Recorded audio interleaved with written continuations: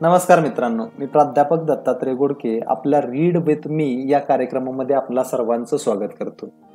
आजच्या या भागात विश्वास पाटलांनी आपले जे स्वराज्याचे धाकले धनी होते किंवा आपले जे संभाजी महाराज होते त्यांच्यावरती एक खूप छान पुस्तक लिहिलंय आणि आजपासून पुढच्या येणाऱ्या काही भागामध्ये आपण ते पुस्तक तुमच्या सर्वांसाठी वाचण्याचा प्रयत्न करतोय. आता ह्या कार्यक्रमामध्ये ह्या अगोदर आपण बरीचशी आपले स्वतःची जी पर्सनॅलिटी आहे किंवा जे व्यक्तिमत्व आहे हे अजून चांगलं करण्यासाठी आपण काय करू शकतो यावरती या अगोदर आपण भरपूर पुस्तकांचं वाचन कंप्लीट केलंय. त्याला आपण काय म्हणतो की ऑडिओ बुक्स. जर तुम्ही ते ऑडिओ बुक्स तुम्हाला ऐकायचे असतील तर त्याची लिंक आम्ही काय करतोय की खाली डिस्क्रिप्शन बॉक्समध्ये देतोय. तिथं जाऊन ते तुम्ही काय करू शकताय की ते जे ऑडिओ बुक्स आहेत ते ऐकू शकताय आणि त्याच्यामधून काही चांगल्या गोष्टी शिकून आपलं व्यक्तिमत्व अजून चांगलं करण्यासाठी स्वतःला मदत करू शकताय. आता येणाऱ्या काही काळामध्ये आपण काय करूयात की जे हे संभाजी पुस्तक आहे ह्या संभाजी पुस्तकाचं आपण काय करूयात की वाचन करूयात. आपण काय करूयात प्रत्येक भागामध्ये त्या पुस्तकाचा काही भाग आम्ही आमच्या टीम मधला कोणीतरी एक जण तो वाचत जाऊ आणि तो आपणा सर्वांसाठी युट्यूबच्या स्वरूपात आपण अवेलेबल करून देऊ. तुम्हाला काय करायचं आहे की आमचा हा जो उपक्रम आहे त्याला प्रतिसाद देण्यासाठी तुम्ही काय करा की आपला जो युट्यूबचा चॅनल आहे त्याला जरूर सबस्क्राईब करा आणि त्याच्या बाजूचं जे बेल आयकॉन आहे ते प्रेस करा, जेणेकरून ह्यानंतरचे येणारे सगळे भाग या पुस्तकाचे आपणाला सगळ्यात अगोदर बघता येतील. चला तर मग आपण सुरुवात करूयात. प्रकरण 18 कवडी कबरी.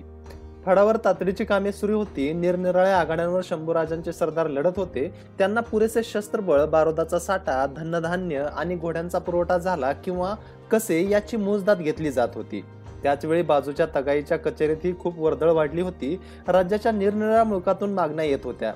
चौकशी करून शेतकऱ्याला पीक कर्जाचे वाटप केले जात होते. वैरणकाडीसाठी सरकारातून द्रव्य पुरवले जात होते. एकाच वेळी फडावर लष्करी आणि मुलकी कामे नेटाने चालू होती. शंभूराजे, महाराणी येसुबाई आणि कवी कलश अहोरात्र राबत होते. गावोगावचे पाटील देशपांडे भेटले की शंभूराजे सर्वांना कळवळून एकच गोष्ट सांगत होते, स्वतः जगाच पण आपली जनावरही जगवा. पागा आणि दावणी मोकळ्या पडतील तर ब्रह्मघोटाळा होईल, शीत पिकणार नाहीत. आपल्या सरहद्दीचं तरी संरक्षण कोण करणार? रोजच्या सारखी आज ही कामाची तातडी होती. तेवढ्यात एक द्वारपाल आत धावत आला. त्याने गणोजी शिर्के आल्याची वर्दी दिली. पाठोपाठ राजांच्या हुकुमाची वाट न पाहता गणोजी तडक आत आले.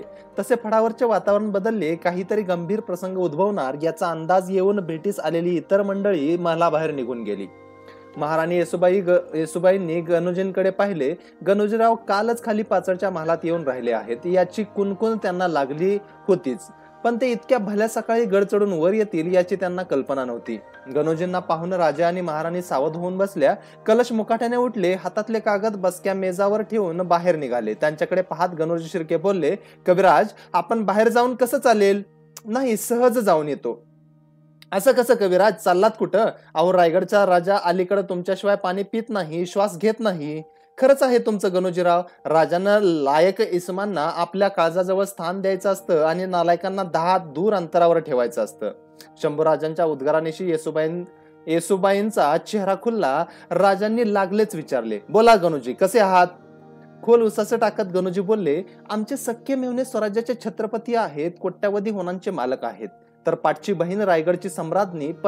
पण हे सारं व्यर्थ. आमच्या मेव्हण्यांनी आम्हाला आपलं कधी मानलंच नाही. काय येसू, खरं की खोटं? कशाला बहिणीचे साक्ष काढता गणोजीराव? संभाजीरावांचा चेहरा लालबंद झाला. दातवट खात ते बोलले, लांबचं कशाला? गेला 3 महिन्यांमध्ये आपण स्वतः औरंगजेबाला गुपचूप जाऊन किती वेळा भेटला आहात त्याची यादी आणि पुरावे देऊ. ते सारे पुरावे आणि तुमच्या हस्ताक्षरातली पत्र राणीसाहेबांनीही डोळ्याखाली घातली आहेत म्हटलं.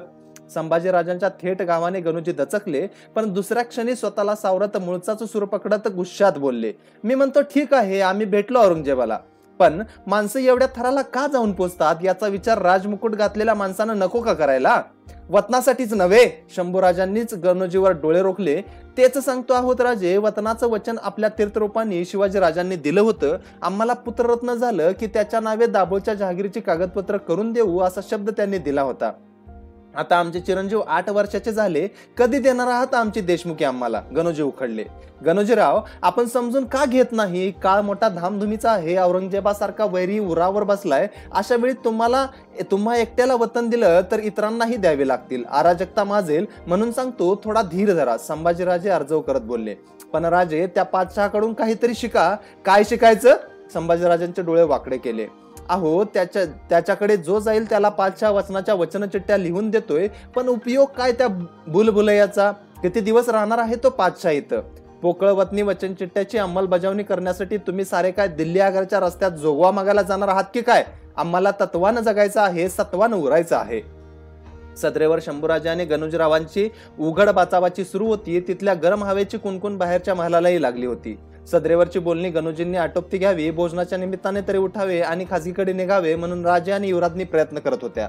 परंतु संतापाने आतून उफाळून आलेले शिर्के थांबत नव्हते. मध्येच राजांचे हित जपण्याचा आव्हानात गणोजी बोलले, शंभूराजे, एक वेळ आम्हाला काहीही देऊ नका, पण कलुषा नावाच्या त्या कालसर्पाला तरी पहिला बाहेर हुसकावून लावा. आमच्या सासरेबुवांच्या पुण्याने मिळालेलं राज्य वाचवा.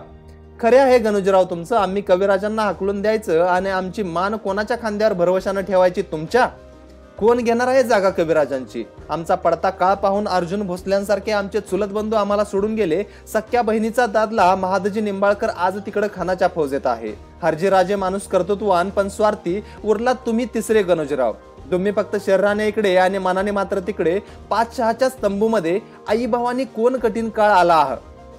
स्वराज्याची नौका बुडू नये म्हणून आम्ही काडीनं माणसं जोडत आहोत, पण तिकडे खुद्द छत्रपती शिवाजी राजांचे जावई औरंगजेबाच्या तंबूत जाऊन कुर्निसात घालत आहेत. शंभूराजांच्या स्पष्टोक्तीने गणोजी शिर्के हादरले. ते अत्यंत अपमानित मुद्रा करून ओसासे टाकत बोलले, बघितलंस येसू, तुमच्या भरताराचा आमच्यावरचा भरवसा काही बाकी नाही. त्या कलुषा नावाच्या कालसर्पानेच राजांच्या मेंदूत इतकं विष ओतलं आहे की त्यांना आपली आणि परकी माणसं कोण हेच मुळी कळेनासं झालं आहे. माझ्यासारखा पराक्रमी पुरुष सुद्धा त्यांच्या नजरेला नीट दिसेनासा झाला आहे. सोडा हो गणोजीराजे शिर्के. अरे तो कलश तर जातीचा ब्राह्मण, पण तरीही जेव्हा अचानक रायगडावर शहाबुद्दीन खानाचं आक्रमण आलं होतं तेव्हा त्यांनी धैर्याने शंडीला गाठ मारली होती. हातात तलवार घेऊन हिमतीनं झुंज दिली होती. घोडा नाचवला होता, रायगड वाचवला होता. म्हणजे आम्ही काहीही केलं नाही तर? ते आपण स्वतःच्या जीवाला विचारा. आम्ही इतक्या लढाया झुंजलो, त्यातील अशा एखाद्या लढाईचं चुकून तरी आपण नाव सांगू शकाल जिथे गणोजीराव शिर्के नावाचे शंभूराजांचे सख्खे मेवणे तलवार घेऊन समोरच्या फळीत राहू देत, पण मागच्या कपडे सांभाळणाऱ्या पोरांच्या ओळीत तरी जाऊन उभे राहिले होते? बोला. त्या तिखट हल्ल्याने गणोजी चडपडत बोलले, म्हणजे तुम्ही त्या कलुषाच्या पंक्तीला बसवत आहात आम्हाला? बिलकुल नाही. उगाच गैरसमज करून घेऊ नका. त्यांच्या पंक्तीला बसायची कोणत्याच हिसाबाने तुमची पात्रता नाही. शंभूराजांवरील दोस्तीसाठी तो जमिनीवर रक्ताच्या चांदण्यांची नक्षी पसरवायलाही मागे पुढे पाहणार नाही. कालच्या मसलतीमध्ये गणोजी शिर्के खूप अपमानित झाले होते. सदर सोडून ताड पावले टाकीत ते राजप्रसादातून बाहेर पडले आणि आपल्या सहकाऱ्यांसह महादरवाजातून खाली उतरले. गड उतरू लागल्यापर्यंतची खबर शंभूराजांना समजली होती. शंभूराजांनी आणि येसुबाई राणीसाहेबांनी दुपारचा खाना उरकला तेव्हा वाड्याच्या चौकातून एक दासी धावत आत आली. तिने गणोजीराजे पुन्हा खाजीकडेच येऊन पोचल्याची बातमी दिली. ती ऐकून शंभूराजे कसनुसे हसले. नवऱ्याशी भांडण करून एखादी नाठाळ आवा बोचके खाकुटीला मारते आणि वेशीपासून पुन्हा माघारी येऊन पाय झटकत दारात उभी राहते, तशीच अवस्था गणोजीरावांची झाली होती. कदाचित त्यांचे आपल्या बहिणीवरचे प्रेम पुन्हा उफाळून आले असेल. कदाचित जगदंबेची कृपा म्हणून त्यांना पश्चाताप झाला असेल, उपरती झाली असेल असे राजांना वाटले. पण दुसऱ्या दिवशीही गणोजी आपला मुद्दा सोडायला तयार नव्हते. शेवटी न राहून त्यांच्या अंतर्मनातली गरळ ओठातून बाहेर पडली. शिर्के चरपटत बोलले, संभाजीराजे, अजून विचार करा. बऱ्या बोलानं आमचं वतन आम्हाला द्या, नाहीतर एक दिवस आम्ही हा रायगड बेचिराग करू. गणोजींच्या मुखातून हे शब्द पडले मात्र शंभूराजे ताडकन उभे राहिले. गणोजींच्या नरडीचा घोट घेण्यासाठी ते पुढे धावले. त्याबरोबर विद्वलतेच्या चपळाईने येसुबाई मध्ये पडल्या. त्यांनी भावासाठी राजांपुढे पदर पसरला. थोरल्या बंधूंसाठी त्यांच्या डोळ्यात आसवे तरळली. येसुबाईंच्या गहिऱ्या डोळ्यातील अश्रूंमध्ये कमालीची ताकद होती. त्या आसवांनी राजांच्या अंगात नाटलेला प्रलय केव्हाच गिळून टाकला होता.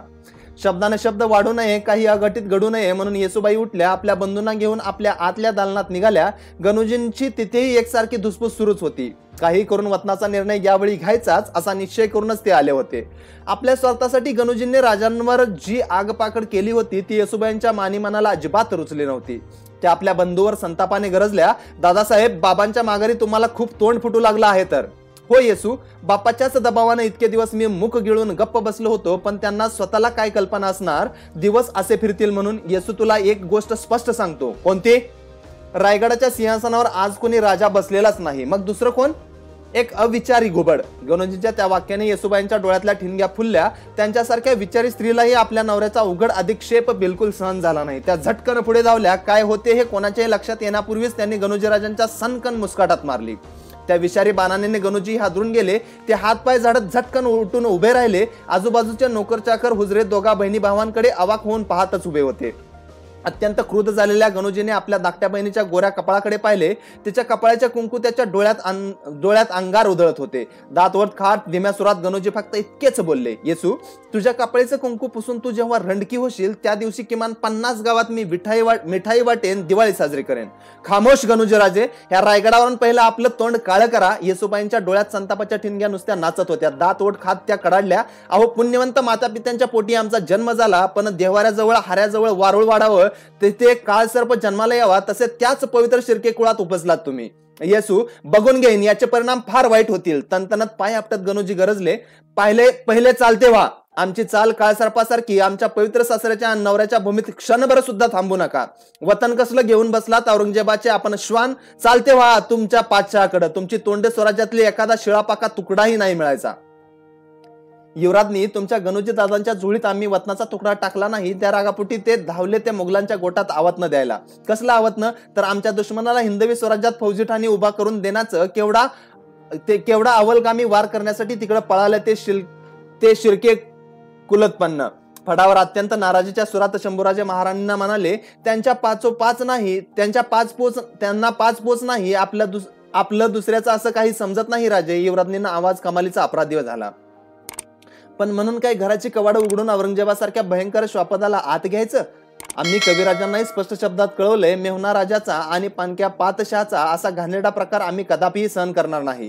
तो औरंगजेब प्रभावलीमध्ये ठाणी घालण्यासाठी घुसण्याआधी शिर्क्यांचा नायनाट करून त्यांनाच इथून हाकलून द्या.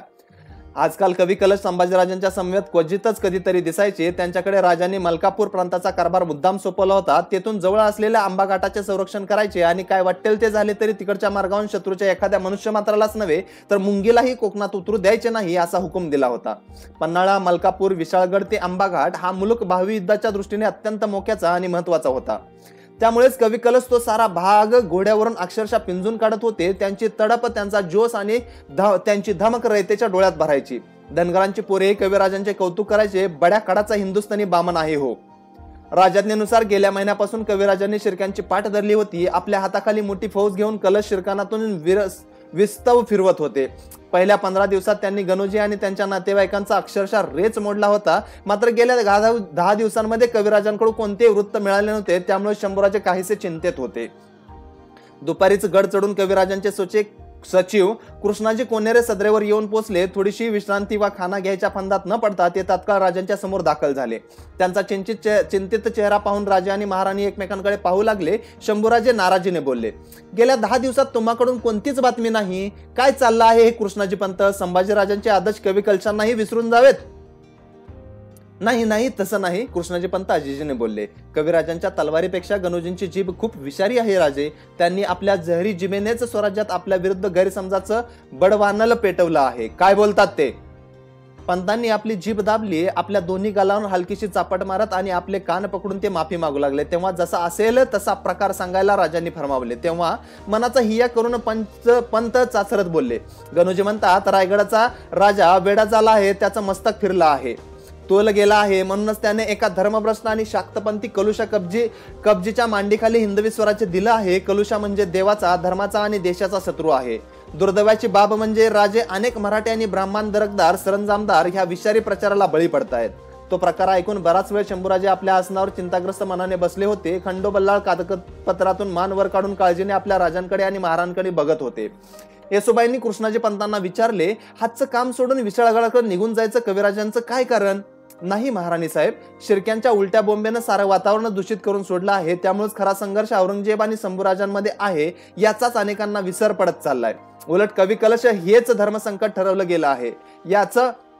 या एका विखारी गवगव्यानं प्रभावलीसारखं वातावरण भारलं गेलंय. म्हणूनच गोंधळलेल्या कविराजांनी तात्पुरती माघार घेतली आहे. मध्येच हस्तक्षेप करत येसुबाई बोलल्या, राजे मला वाटतं आपण तात्काळ रायगड सोडलेला बरा. महाराणी आपण बोलताहे. संभाजीराजांनी येसुबाईंकडे चमकून पाहिलं. महाराणींना आपल्या पापण्या मिटून रुकार दिला. शंभूराजांनी खंडोबल्लाळांना सांगितले, खंडोबा आता लागलाच खलिता पाठवा. कविराजांना म्हणावं आम्ही रायगड सोडून लगेचच प्रभावली प्रांताकडे निघतो आहोत. आपण ही 2 दिवसाच्या आत संगमेश्वरला पोहोचा. खंडोबल्लाळांनी लागलाच खलिता लिहायला घेतला. शत्रूला अंग दिल्याबद्दल संभाजीराजे शिरकानं जाळायला निघणार होते. मात्र तो मुलूक म्हणजे आपल्या प्रिय महाराणीचे माहेर ही गोष्ट संभाजीराजे विसरू शकत नव्हते. सदरेवरच्या फेऱ्या मारताना ते मधूनच येसुबाईंकडे नजर फेकत होते. येसुबाई आपल्या पदराचं टोक सावरत राजांना सामोरे झाल्या आणि निश्चयी स्वरात बोलल्या, राजे आता कोणताही खेद वा खंत मानू नका. आपण निश्चय केल्याप्रमाणे कामगिरी पार पाडा. शंभूराजांनी येसुबाईंकडे चमकून पाहिले. त्यांनी विचारले, कसली कामगिरी? आपल्या सासरीबुवांचा मुलूक जाळायची कामगिरी? का नाही राजे? जर राजाची सासरवाडीच कोणा पाचशाचा दुश्मनाचा माहेर बनला असेल तर अशा सासऱ्याची होळी झाली म्हणून काय बिघडतंय? पुढचे वाक्य बोलण्यापूर्वी येसुबाईंचे मन गलबलून गेले. त्या म्हणाल्या, राजे गेल्या 8 उन्हाळ्यांचा आणि पावसाळ्यांचा 10 आपण सोसलात. वैराच्या प्रचंड सेनासागराशी इतकं झुंजलात, झगडलात.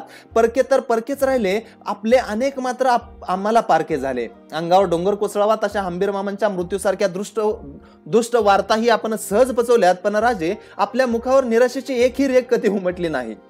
आपली शेर हिंमत हेच आपलं सामर्थ्य आहे. तुळजाभवानीकडे एकच प्रार्थना, आपल्या ह्या अभंग निर्धाराला आणि वीर वृत्तीला कोणाची नजर लागू नये. येसुबाईंच्या धीराच्या उद्गारांनी शंभूराजांचे मन गलबलले. त्याने कातर सुरात विचारले, येसू वाटतं तुला ह्या भयपर्वत हा शंभूराजा पार करेल म्हणून? बेशक चिंतेचं कारणच नाही राजे. अनेक जुन्या जाणत्या खांबांनी शत्रूचा तंबू तोलून धरला. आपले परके झाले. संताजी, धनाजी, खंडोबल्लाळ, मानाजी, रूपाजी असे नवे धाडसी शिलेदार आपण उभे केलेत. एवढी प्राण संकट आली तरी आजही आपण सह्याद्रीच्या बलढ्य किल्ल्यांपैकी एकही किल्ला वैराच्या हाती पडू दिलेला नाही. आता आपण डरायचं वा मागं सरकायचं कोणतंही कारण नाही. जेव्हा जेव्हा आभाळातून थोरले राजे आपल्या स्वराज्याकडे पाहत असतील तेव्हा तेव्हा निश्चितच ते धन्यतेने एक उद्गार काढत असतील, माझ्या शंभूराजा, माझं हिंदवी स्वराज्य तुझ्या पोलादी मनगटात शाबूत आहे. खंडोबल्लाळांकडे पाहत शंभूराजांनी सांगितले, खंडोबा त्या गोयकर व्हायसरॉयला निवरोप पाठवा. म्हणावं आम्ही काही तुझ्याकडे दारुगोळा मागत नाही, पण भाताचं अव्वल बियाणं मात्र आम्हाला हवं आहे. खंडोबल्लाळ आणि येसुबाई राजांकडे पाहत राहिले. राजे भारावून बोलले, यंदा तरी आपल्या स्वराज्यात पीक मांदळ येऊ द्या महाराणी. गेल्या 7-8 वर्षामध्ये किती लढाया, लष्करांचे शेतबांधातून धावाधाव, पिकाचा नष्टावा, किती हाल झाले आहेत लष्कराचे.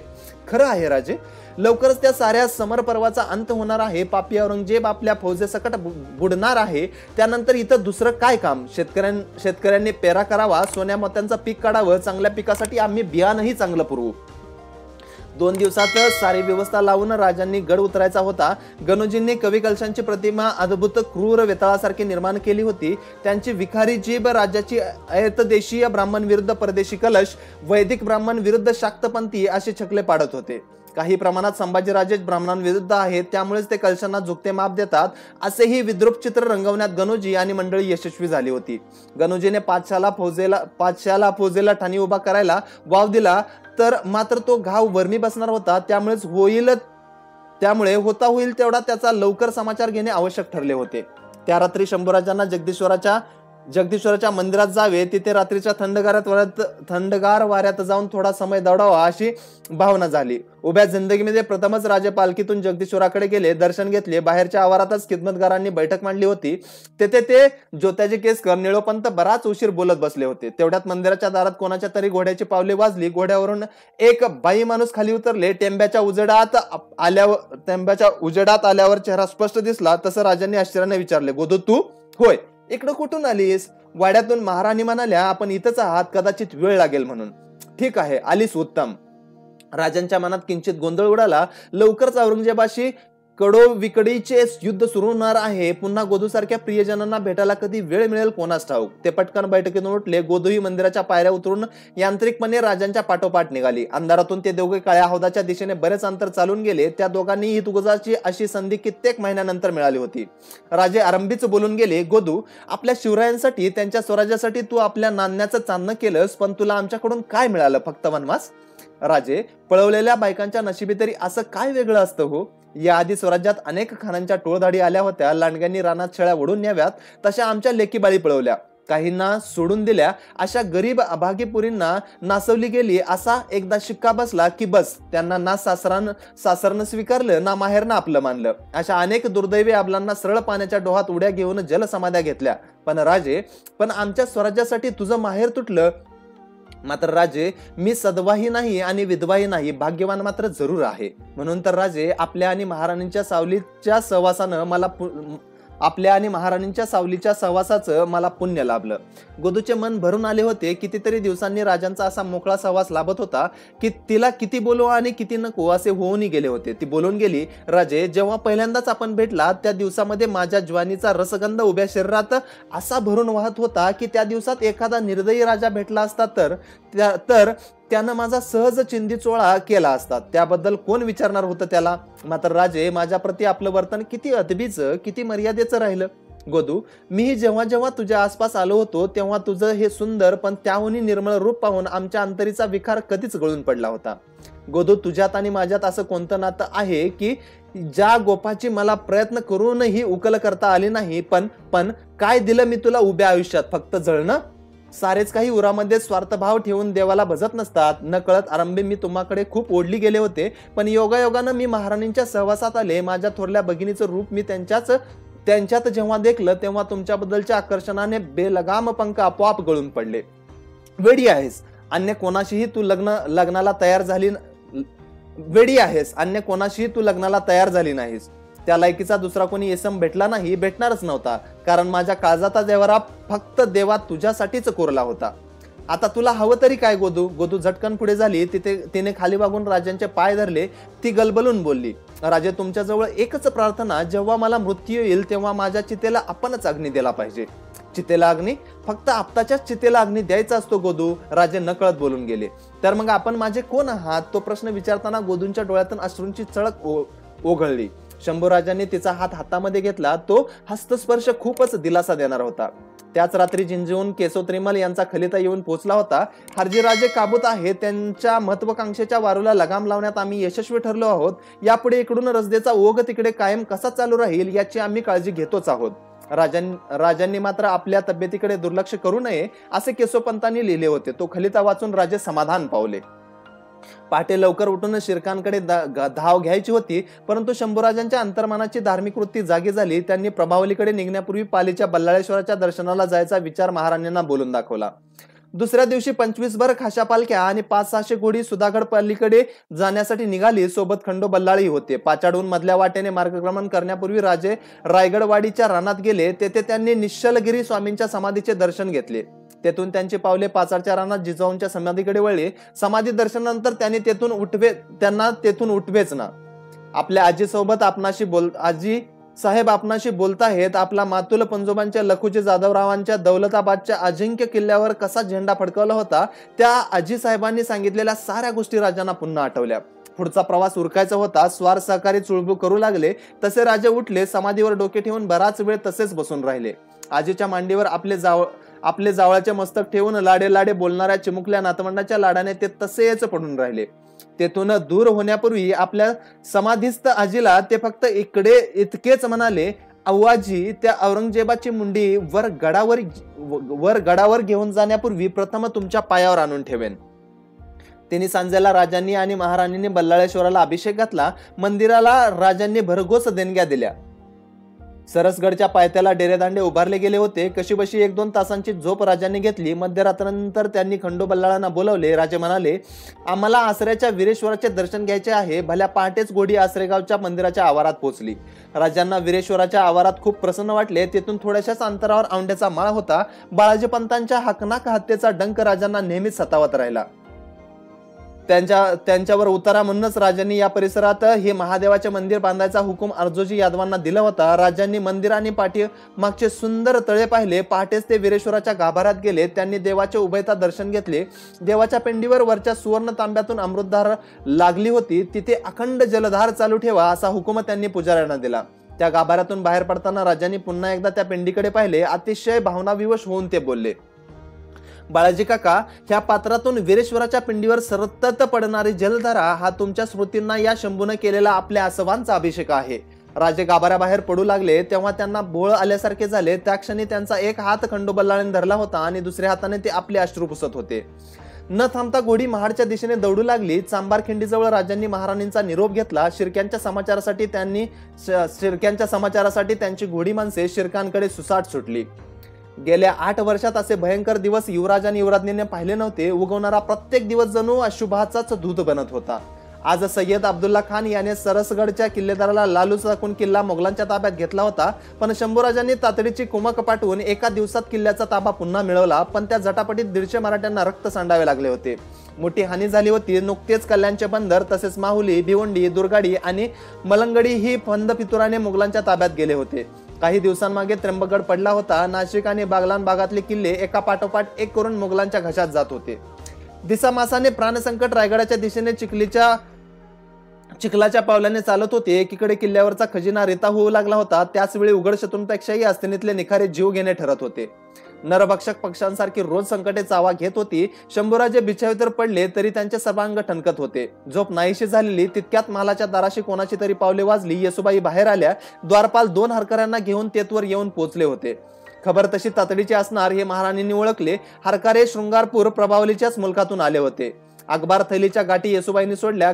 खलिता वाचला. श्वास कोंडल्यासारखा झाला. अलीकडे दारावरचे चिकाचे पडदे जरासे जरी हल्ले तरी शंभूराजे दचकून उठायचे. काय आहे ते येसू? आपल्या शेजारी उभ्या असलेल्या शंभूराजांच्या आवाजाने येसुबाई दचकल्या. राजे शेजारी येऊन केव्हा उभे राहिले होते हे त्यांच्या लक्षातच आले नव्हते. त्या गंभीर स्वरात बोलल्या, राजे, एक भयंकर खबर येऊन पोहोचली आहे. कोणती? जेवढं चिंतलं होतं त्याहून महाभयंकर आहे. शेख मुकरब खान आणि गणोजी दादासाहेबांची पन्हाळ्याजवळ गुप्त मसलत पार पडली आहे. असे संकटांची आता सवयच झाली आहे. रोज काही ना काही अशुभ ऐकल्याशिवाय आजकाल आम्हाला करमतच नाही. येसू बेफिकिरीनं शंभूराजे बोलले. पण राजे, ही खबर मात्र खूप विषारी आहे. गणोजी राजांनी मुकरब खानाशी एक गुप्त कौल करार केला आहे. त्यानुसार संगमेश्वर आणि श्रृंगारपूरच्या आजूबाजूचीच 2 महत्वाची गावं गणोजी राजे मोगलांना बहाल करणार. अगदी आपल्या कब्जातल्या घोड्यांनी भरलेल्या 2-3 पागाही ते खानाला देणार आहेत. आणि तो दुष्ट खान तिथे आपल्या मुलखात 2 लष्करी ठाणी बांधणार आहे. कुठे? इकडच्याच रणात श्रृंगारपूरच्या आसपासच्या कौंडभैरव आणि मार्लेश्वराकडे तामनाळे या गावात. आता मात्र खरोखरच राजांचे होश उडाले होते. ते अत्यंत बेचैन झाले. जखमी सिंहासारखे जागच्या जागी येरझारा घालू लागले. ते अत्यंत क्रुद्ध मनाने बोलले, नाही येसू, जग बुडवले तरी अशी भयंकर गोष्ट घडता कामा नये. नाहीतर गेली 8 वर्ष अहोरात्र आम्ही जो रंग खेळतो, ज्या एका ध्येय कारणासाठी आमचे अक्षरशः हजारो लढवय्ये वीर आणि मुकी जनावर मातीस मिळाली, त्या सर्वांच्या बहादुरीवर बलिदानावर पाणी पडेल. खरं आहे राजे, सह्याद्रीचे हे घाट ओलांडून मोगलांना एकदा खाली उतरू देणं म्हणजे मृत्यूलाच चुचकारत लळा लावत आपल्या गुहेत घेऊन येणं शक्य नाही. ते शक्य नाही. मोगलांची फौजच काय, पण त्यांची चुकारीची 4 घोडीही आपल्या सह्याद्रीच्या ह्या अटिंग्या रानात या बालेकिल्ल्यात पोचता कामा नयेत. राजांच्या महालापासून कविराजांचा महाल तसा हाकेच्या अंतरावरच होता. त्यांना तातडीचा निरोप गेला. कलशी झटकन उठले आणि पटकन जामानिमा ठीक करून राजांच्या समोर येऊन उभे राहिले. रोजच्या ह्या संकटांनी घडामोडींनी शंभूराजे, कविराज आणि महाराणी या तिघांनाही काळाने इतके जवळ आणले होते की बऱ्याचदा एकमेकांकडे टाकलेले कटाक्ष, लवलवत्या पापण्या आणि रोखलेले श्वास ही त्यांच्या मनातला भाव बोलून मोकळे व्हायचे. बऱ्याचदा प्रत्यक्ष संवादाची गरजही बसायची नाही. शंभूराजांनी विचारले, कविराज, आपल्या कलेजात तीक्ष्ण कटार रुतवून घेऊन एखाद्या माणसाला जिवंत राहणं शक्य आहे का? तशीच उद्या सह्याद्री ओलांडून कोकणात मुघलांची ठाणी उभी राहिली तर हे हिंदवी स्वराज्य टिकणं शक्य आहे का? कोण 150 निघाला आहे अशी उभा राहिला? कविराजांनीच उलटा सवाल केला. शंभूराजांनी ते गुप्तपत्र कविराजांकडे दिले. त्यावर नजर फिरवताच कविराजांना धाप लागली. शंभूराजांनी तातडीने विचारले, कविराज, आपली मलकापूर जवळची पागा कशी आहे? बिलकुल फिक्र करू नका राजन, मलकापूर जवळचा बंदोबस्त मात्र पक्का आहे. तिथं पेरीड आणि कडव्याच्या माळरानात तगडा 10,000 घोडा मी नेहमीच फुरफुरत ठेवला आहे. शंभूराजांच्या चेहऱ्यावर समाधान दिसले. तसे कविराजांनाही हायसे वाटले. मात्र येसुबाई काळजीच्या सुरात बोलल्या, फक्त मलकापूर जवळच्या वाटेवर भिस्त ठेवू नका. मुघलांनी ठरवलंच तर ते दुसऱ्या एखाद्या घाटातून प्रभावलीच्या सुब्यात उतरू शकतात. हरकऱ्यांच्या या नव्या बातमीने तिघांची झोप उडवली होती. एकूण प्रकरणाला गंभीर वळण लागले होते. मोगलांचे भावे आक्रमण फक्त दारात येऊन पोहोचले नव्हते, तर दरवाजावरच धाड धाड थापा मारू लागले होते. सह्याद्रीच्या गळ्याचा घोट घेण्यासाठी घाटमाथ्या पल्याडची ठाणे शस्त्रसज्ज होऊ लागली होती. कोल्हापूर, इस्लामपूर, कराड, शिरवळ, शिवापूर, चाकण या मोगली ठाण्यांमध्ये शस्त्रास्त्रांची आणि दारुगोळ्यांची प्रचंड जमवाजमत चालली होती. वतनासाठी चटावलेले अनेक घरंदाज मराठे आणि ब्राह्मण मोगलांना रोज जाऊन मिळत होते. विजापूरहून औरंगजेब वेगाने अकलूजकडे चालला होता. आता दिवसच बदलले होते. गोवळकोंड्याची कुतुबशाही आणि विजापूरची आदिलशाही औरंगजेबाने गिळंकृत केली होती. आता अजगर माजला होता. त्यातच 8 वर्षे परमुलकात राहून उत्तरेतले स्वार सैनिक अगदीच मेटाकुटीला आले होते. त्यांचे मनोबल राखायचे, प्लेग सारख्या रोगांना तोंड देऊन जर्जर झालेली त्यांची मने सांभाळायची, तर उघड आक्रमणाला आता पर्याय नव्हता. हिऱ्या मानकांनी सजलेली आग्रा आणि दिल्ली सारखी सुंदर नगरे सोडून दगडाधोंड्याच्या या काटेरी रानात अजून राहायचे तरी किती वर्षे? काहीतरी निर्णय घेऊन 8 वर्षांचे हे पिकले ठणकते गळू एकदाचे फोडायला हवे होते. त्यात शिवरायांच्या जावयांसह अनेक मराठी सरदार औरंगजेबाला फितूर झाले होते. फितुरीची ही अंडी हावळे खाऊन अजगराला तर खूपच चेव चढला होता. आपले इच्छित भक्ष्य खाण्यासाठी त्याचे दात शिवशिवत होते. शंभूराजे गंभीर शब्दात कविराजांना विचारू लागले, मग काय करायचं कविराज? आपण सांगता तेच खरं. प्रभावलीच्या मुलकात ठाणं उभं राहू देणं म्हणजे दोरी समजून विषारी मन्यार सर्पालाच पोटाजवळ घेऊन झोपणं. अत्यंत उद्विग्न स्थितीमध्ये शंभूराजे मंचकावर बसले. काहीशा हताश दुखऱ्या सुरात बोलले, औरंगजेबाला आमच्याकडे कपारीमध्ये ठाणी बांधण्याची ही दावत आमच्या सख्या मेहुण्यानेच गणुजीराजांनीच द्यावी. गद्दारी आणि दगाबाजीसाठी शिर्क्यांची अवलाद पूर्वापार प्रसिद्ध आहे. राजे, थोडा जरा जपून. आपल्या माहेरचा चाललेला हा उघड उद्धार पाहून येसूबाई चांगल्याच गोऱ्यामोऱ्या झाल्या. आम्ही खोटं बोलतो आहोत? शंभूराजांनी विचारलं. पण जाऊ दे येसू, कदाचित आम्ही विसरू, तू विसरशील, पण 300 वर्षामागे ह्याच संगमेश्वर आणि विशाळगडच्या बिकट डोंगर रानात घडलेली घटना इतिहास विसरणार नाही. आजही या इथल्या प्रचंड दऱ्याखोऱ्यातील रानवाऱ्याला जेव्हा 300 वर्षापूर्वीचा तो प्रसंग आठवतो, तेव्हा तो पिसाळलेला दुःखी कुत्र्यासारखा रडू लागतो. शंभूराजाने तो जुना विषय काढताच कवी कलशी त्यांच्या मुखाकडे पाहू लागले. शंभूराजे बहामनी साम्राज्याचा सेनापती मलिक उत्तुजार याची गोष्ट सांगू लागले. मलिक उत्तुजार जेव्हा ह्या आडरानात आपल्या 7000च्या फौजेसह आला होता, तेव्हा खेळणा उर्फ विशाळगड किल्ल्यावर शंकरराय मोरे ह्याचे राज्य होते. तेथे मलिकला आक्रमण करायचे होते. त्यावेळी त्याने आपल्या मदतीसाठी शृंगारपूरच्या शिर्क्यांना गाठले. शिर्क्यांनी बहामनींच्या त्या सेनापतीकडून खूप द्रव्य घेतले. विशाळगड पर्यंतची वाट दाखवायचे कबूल केले. पण ह्या वाटाड्यांची मलिकला कल्पना नव्हती. सुरुवातीला शिर्क्यांनी तशी 2 दिवस अवघड वाट दाखवली. पण हे अरण्य इतके महाभयंकर की इथे डहाण्या वाघ सुद्धा भिवून गर्भगळीत व्हावा. इथल्या पर्वतांचे माते आणि खोलगट दऱ्यांचे रूप इतके भयंकर आहे की तिथे भूते आणि राक्षसी जायला घाबरतात. शिर्क्यांनी 3ऱ्या दिवशी मलिक उत्तुजारला अशा भयप्रद वाटेने नेले की मुसलमान सैनिकांची अक्षरशः आयमाय आठवली. ह्या रानाची विषारी हवा अजगराच्या श्वासासारखी होती. उंच गवतांना जणू सर्पांचे विषारी दात फुटले होते. तिन्ही बाजूंना आसमंताला भिडलेले पहाड, रस्ता काटेरी आणि दगडाधोंड्यांचा. मनुष्यवस्ती तर कोसोन कोस नाही. बहामनींच्या लष्कराला धड अन्न मिळत नव्हते. आडरानातला रानपालाही खाऊन ते बेजार झाले होते. रात्री मलिकच्या सैनिकांना त्या अरुंद रानवाटेवर तंबू ठोकण्या इतकी जागा मिळाली नाही. त्याचे सैनिक दमल्या बागल्या स्थितीमध्ये तसेच रस्त्यावर लाकडाच्या ओंडक्यासारखे अंग टाकून पडले. अन्न पाण्याविना सुकलेले ते दुर्दैवी जीव विश्रांती घेत असतानाच तो दगाबाज शिर्के रात्रीचाच खेळण्यावर जाऊन पोचला. त्याने शंकररायला खबर दिली, केवढ्या महाप्रयत्नाने त्या मलिकची फौज तुझ्या जबड्यामध्ये आणून ठेवली आहे. आता त्यांचा हवा तसा समाचार घे. शंकरराय आपल्या ताज्या फौजेनेशी त्या अरण्याच्या कडेकपारीमध्ये तातडीनं पोचला. वस्त्रे वाऱ्याला लावीत तसे ते अत्यंत श्रमलेले भुकलेले जीव त्या अरुंद वाटेवर अंगाचे मुटुकडे करून झोपले होते. भर रात्री मोऱ्यांची फौज अचानक त्या थंडीने कुडकुडणाऱ्या सैनिकांवर तुटून पडली. आरेवाडीच्या जत्रेत एका वेळी हजारो बोकडं कापावीत तसे त्याने त्या 7000 सैनिकांना कापून काढले. जेव्हा अर्धवट उठलेल्या सैनिकांच्या करुण किंकाळ्या कानावर पडत होत्या, तेव्हा उलटा वारा होत होता. झाडावर झाडे आदळत होती. त्या दुर्दैवी सैनिकांच्या करुण किंकाळ्याही कोणाला धड ऐकू आल्या नव्हत्या. त्या भीषण शोकांतिकेची जेव्हा शंभूराजांनी आठवण करून दिली, तेव्हा ती नुसती कहाणी ऐकून कविराज आणि महाराणी दोघेही सर्द झाले होते. शंभूराजे दुःखी सुरात बोलले, सांगा येसू, शिर्कांच्या अवलादेवर कोणी भरवसा तरी ठेवायचा कसा? येसूबाई खिन्न दिसल्या, उदासवाण्या हसल्या आणि बोलल्या, आमच्या माहेरलाच आपण कशासाठी दोष लावता? सासरचा धांडोळा तरी कोणी घ्यावा?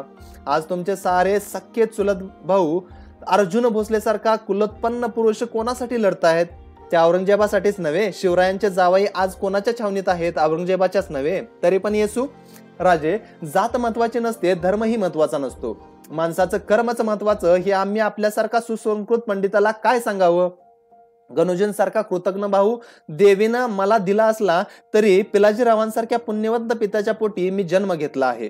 आज येसुबाई नावाची रायगडची महाराणी बनलेली शिर्क्यांची ही पोर आपल्या कुळीचं नाव उज्ज्वल केल्याशिवाय राहणार नाही. शंभूराजांनी आपला मोहरा पुन्हा कविराजांकडे वळवला. ते म्हणाले, ह्या आधी वैऱ्यानं तिकडे वेळोवेळी फौज धाडली होती, रायगडकडे चंचू प्रवेश करायचा प्रयत्न करून पाहिला होता. इकडचं त्यांचं प्रभावलीतलं धाडस प्रथमच. कवी कलश मधच बोलले, आम्ही इकडे रायगडाच्या काळा नदीच्या खोऱ्याकडे वैऱ्याची डाळ कधीही शिजू दिली नाही. पण कविराज, तेव्हा आपल्या एखाद्या गावाने वा जमीनदाराने गनिमाला तिकडे बिलकुल आश्रय दिला नव्हता. आज मात्र आमचे मेवनेच दुश्मनाचं बोट धरून त्याला आपल्या देवघरात आणू बघतात. कोण पुस्तक गणूजींना येसूबाई बोलल्या. नाही येसू, वैरांकडे आणि दगाबाजांकडे इतकं दुर्लक्ष करू नका. शेवटी शिर्क्यांनी एकेकाळी त्या मुलकात राज्य केले आहे. त्यांचे कोणी आप्त असतात, कोणी उपकृत केलेली माणसं असतात. प्रासादाच्या चिरेबंद भिंतीमध्ये थोडीशी जरी फट मिळाली तरी विषारी सर्पासारखा वैरी स्वराज्यात घुसू शकतो, नुकसान पोचवू शकतो. तर मग अजिबात ढिलाई नको राजे. शिर्क्यांवरच्या मोहिमेची सूत्र आपण आम्हाला द्या. मी स्वतःच धावून जाते प्रभावलीवर. महाराणी शंभूराजांनी तितक्यात तिरक्या नजरेने पाहिले. राजे, ही येसुबाई म्हणजे शिवरायांची सून आहे. शिवाय तलवारीचं पात कसं चालवायचं त्याचं शिक्षण आमच्या बाबांनी, पिलाजीरावांनी बालपणीच दिलंय आम्हाला. पण बाई माणसांचं हे काम नव्हे. असं कसं राजे? आजवर स्वराज्यातल्या अनेक आया बहिणींनी आपलं कुंकू ह्या कामी दान केलं आहे. आम्हाला तर फक्त माहेरचा मुलूक जाळायचा आहे. संभाजीराजे काहीसे विचारमग्न दिसले. ते बोलले, येसू, तुमची कल्पना काही वाईट नाही. गणूजीनं नीचपणाची आज इतकी पातळी गाठली आहे की त्यांचा पुरता बिमोड करण्याशिवाय आम्हाला गत्यंतरच नाही. मात्र आपण तिकडे जाल तर रायगडाचा राज्यकारभार कोण सांभाळणार? म्हणजे राजे, आज मराठी राज्याच्या महाराणीपेक्षा मुख्य दिवाण या पदाचंच काम तुम्हाकडे अधिक आहे. शिवाय इथं समर्थपणे राज्यकारभाराची धुरा व्हायला आपलं जवळचं विश्वासाचं कोणी उरलेलं नाही. येसुबाई काही बोलल्या नाही. तेव्हा संभाजीराजांनी कविराजांकडे आशेने पाहिले. कविराजांच्या मुखावरचे रंग ढगासारखे झरझर बदलले. शंभूराजे दुःखाने बोलले, माफ करा कविराज, साऱ्या वाईट आणि अप्रिय जबाबदाऱ्या पार पाडायची वेळ दुर्दैवानं तुमच्यावरच येते. याआधी हंबीररावांसारखे जिवलग डोंगरासारखे पाठीशी उभे राहायचे, पण कठोर काळानं त्यांच्यावर झडप घातली. कोंडाजी बाबांसारख्या मोहरा जंजिऱ्याच्या मोहिमेत खर्ची पडला. धनाजी, संताजी, खंडोबल्लाळ हे नवयोद्धे आज स्वराज्याच्या रक्षणासाठी कुठल्या ना कुठल्या आघाड्यावर गुंतून पडले आहेत. पर्यायानं आज तुमच्याशिवाय कोण विश्वासाचं उरलं आहे? शंभूराजांच्या विषण्ण सुराने कलशांची गात्रे फुलली. ते शंभूराजांकडे लवत त्यांना आदराने मुजरा करत बोलले, हुकुम राजे, राजे फक्त हुकुम. उद्या पहाटेच पाचाडातून निघा. 15,000ची शिलकी फौज सोबत घ्या. त्या औरंगजेबाचे आणि गणुजांचे हे लष्करी साठे जुळायच्या आधी प्रभावलीच्या मुलकावर चालून जा. जसा हुकुम राजन. शिर्क्यांच्या असतील नसतील त्या पागा आणि महालमाड्या बेचिराग करा, जप्त्या करा. मुलूक जाळा. हिंदवी स्वराज्याच्या नडीचा घोट घेण्याआधी शिर्क्यांचे कारस्थान उधळून लावा. अख्ख शिरकान जाळून काढा.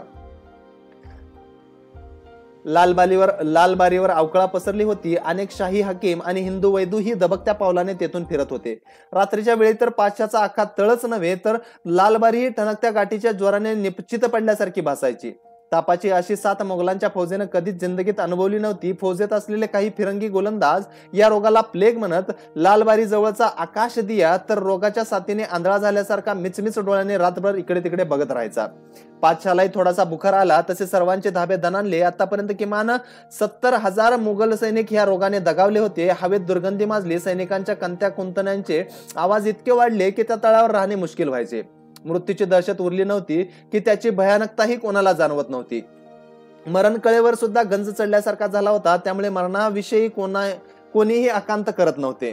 केला तरी कोण कोणाचे ऐकतो. प्रत्येक राहुटीत बिचव्यामध्ये उघड्यावर कंती आड जिथे जिथे हवा पसरली होती तिथे तिथे मृत्यूच्या भयकारी सावल्या जाऊन पोहोचल्या होत्या. 4-8 दिवसात पुरा तळ म्हणजे एक बडे कब्रस्तान बनून गेले. पिसाळलेल्या माकडासारख्या मृत्यूच्या सावल्या औरंगजेब पाचशाच्या पाठीशी लागल्या होत्या. त्याचे 2 पोते दगावले. गेल्या 2-3 दिवसापासून स्वतः असद खान ही प्लेगच्या बुखाराने आपल्या गोटात तळमळत पडला होता. पाचशाने महिन्याभरात 4 वेळा आपल्या तळाची जागा बदलली होती. गेल्या आठवड्यापासून तर औरंगजेब खूप हवालदिल झाला होता. एका बाजूला रानो माळ, हजारो मुडद्यांची राशी पडलेल्या, इतर वेळी प्रेतांचे लचके तोडणारी घारी गिधाडे कुत्री असे आता कोणी त्यांच्या वाऱ्याला थांबत नव्हते. ह्या सैतानी बिमारीवर फारसा इलाजच नव्हता. मनाच्या समजुती खातर हाकिमांकडून कसला तरी वनौषधीचा पाला मागून घ्यायचा. तो वस्त्रगाळ करून प्यायचा आणि ठणकती गाठ काखेत मारून वा मांडीमध्ये धरून तापाच्या अंगाने आपले तसेच निश्चित पडून राहायचे. 4-2 दिवसात मृत्यू येई. राहुटीच्या जवळचे कोणी असेल तर त्याला लाश दूर ओढत नेत. कबरीच्या नावाखाली फक्त माती आड करीत. पण दफन करायलाही जागा मिळत नव्हत्या. मुडदे ओढायला माणसे सापडत नव्हती. मुडदे फरासी मुडदे उडता उडता महामारीने रस्त्यातच गळून पडत होते. भिस्ती संपले होते. पाचशा आपल्या शाही डेऱ्याच्या कनातीच्या खिडक्यातून दूर नजर टाकत होता. महामारीच्या साथीने मोडलेले विजापूर डोळ्यांपुढे दिसत होते. त्या नगरीच्या सामर्थ्याचे अभिमानाचे प्रतीक असलेला गोल घुमटी आता काळपटल्यासारखा दिसत होता. औरंगजेबाला खूप सुने आणि एकाकी वाटत होते. उदयपुरी आणि औरंगाबादी ह्या त्याच्या लाडक्या बेगमा उषा पायथ्याशी घाबरून बसून होत्या. शहनशाहचे अंग गरम लागत होते, पण त्याने महामारीच्या गाठीला आमंत्रण देऊ नये म्हणून त्या दोघी अल्लाची प्रार्थना करत होत्या. बिछायतीवर कलडलेला पाचशा बोलला, उदयपुरी, काही दिवसांमागे इथल्या काझी आणि मौलवींचा मेळा आम्हाला भेटायला आला होता. तेव्हा आम्ही त्यांचा अपमान केला, थोडी बेइज्जतीही केली. त्याची सजा आज आम्हाला अल्लाह देत नसेल ना? छे हजरत, आपण ती फिक्र करू नये. अल्लाची सेवा जिल्हे सुबानी एवढी या आलम दुनियेत दुसरी कोणी केली आहे? जी आका, शैतानी बिमारी खूप अंधी आहे. तिने विजापूरला तरी कुठं मोकळं सोडले? तिथल्या तर हर गल्लीत हर मोहल्ल्यात मौतेचा मातम माजलाय म्हणतात. औरंगाबादी महल बोलली. पाचशाचे अवसान गळाल्यासारखे झाले होते. दीड महिन्यात 70,000 फौज गाठीच्या रोगाने गारद केली होती. कष्टी औरंगजेबाने आबाळाकडे बघितले. दुःखी उसासे टाकत तो बोलला, उदयपुरी, इतके बडे जंग आम्ही फते केले. गोळकोंडेकर नादान तानाशाला एकदा नव्हे 2 वेळा पुरा नंगा केला. तिथल्या खंदकात निम्म हैदराबाद गाडलं. विजापूरच्या गर्विष्ठ तटबंदीचा पेकाट मोडलं. त्यांचे खजिने हासिल केलेच, पण कोल्ह्यांची पिल्लं सापळ्यात कैद करावीत तसे ते दोघेही कुतुबशाह आणि आदिलशाह आज आमच्या तळावर कैदी म्हणून गंजत पडले आहेत. पण हे आसमाना एवढ्या फतेचा फायदा तरी काय? हजरत, आपण ज्यादा बात करू नये, आराम करो. उदयपुरीने हात जोडले. बेगम, आज 2 बड्या सल्तनीवर फते मिळवली म्हणून हसायचं की प्लेगने कमर तोडली म्हणून रडायचं? पाचशाची कशीबशी समजूत घातली गेली. तितक्यात तिथे जुल्फिकार खान आला. त्याचे रोजच्या प्रमाणे मृताचा आकडा सांगितला. किल्बाई आलम, आज खाली 2000. जंगे मैदानावरचे 2000 शिपाई न लढता मरणं हाही मामूली आकडा नाही, बेवकूफ नौजवान. पाचशा संतापून बोलला, जुल्फिकार, तू विचारत जा ना आपल्या परवरदिगारला. रोज इथं आमच्या छावणीत मक्खीच्या मौतीनं हजारो लाशे पडतात आणि तिकडे त्या जहन्नमी संभाला मौत का नाही देत? दुबळी आजाराने जर्जर झालेली फौज घेऊन पुढे धावणे शक्य नव्हते. प्लेगची 7 जणू मनुष्य जात सपाचट करण्यासाठीच आली होती. माणसं 2-3 दिवस तापाचा अनुभव घेत त्यातून काही सद्भागी बचावत ही, पण काखेतल्या गाठीबरोबर अंगात अवतरणारा विचित्र बुखार अक्षरशः जीव काढायचा. कोणी तकदीरीने बचावले तरी त्याच्या अंगातला आर्क निघून जायचा. तो मनुष्य इतका क्षीण, दुबळा आणि चेतना शून्य व्हायचा की जणू चालता बोलता मुर्दाच. तळावर हजारो जीव तळमळत पडले होते. या विचित्र अवस्थेने पाचशाला गांगारून सोडले होते. मात्र यातून आपण बाहेर जाऊ, फौज बांधून तिसऱ्या सर्वात बड्या दुश्मनाला गाठायचा आहे ही गोष्ट तो क्षणासाठीही विसरत नव्हता. म्हणूनच आपल्या कारभारावरून वा पत्र व्यवहारावरून त्याची नजर बाजूला सरत नव्हती. असद खान डेऱ्यात रुग्णाईत होऊन पडल्याने त्याचा कारभार जुल्फिकार खान सांभाळत होता. आपल्या मावस भावाला समोर बसायचा इशारा करत औरंगजेब बोलला, आज सकाळी आम्हाला आमच्या मेवाती आणि मुलतानी बेहडांचे मुखिया भेटून गेले. त्यांच्या 2 महिन्यांचा पगार का नाही दिला? तनकासाठी फौजींनी किती दिवस इंतजार करायचा हुजूर? आता अर्धा खजिना रिता झाला आहे, अजून पुढे क्या बघते हो? जुल्फिकार, अरे दख्खन मधल्या 2 नामचिन्ह राजवटी आम्ही जिंकल्या, त्यांचे खजाने लुटून आणले आणि तरी आमचा खजाना खाली. जहापना, गेल्या 2 महिन्यात बंगालकडून आपला मासिक हप्ता आलाच नाही. आपला सुभेदार खुर्शीद कुली खान तिकडे टाळाटाळ करतोय. क्यों? बगावतचा झेंडा फडकवायचा इरादा आहे की काय आमच्या सुभेदाराचा? औरंगजेबाने तात्काळ आपल्या शंकेचा फणा बाहेर काढला. नाही हुजूर, खुर्शीद खान इतके नादान नाहीत, पण बाकीचेही आपले सारे हिंदुस्थानी सुभेदार पहिल्यासारखा खजिना पाठवत नाहीत. त्यांना वाटते बोल अपना दिल खुला कर.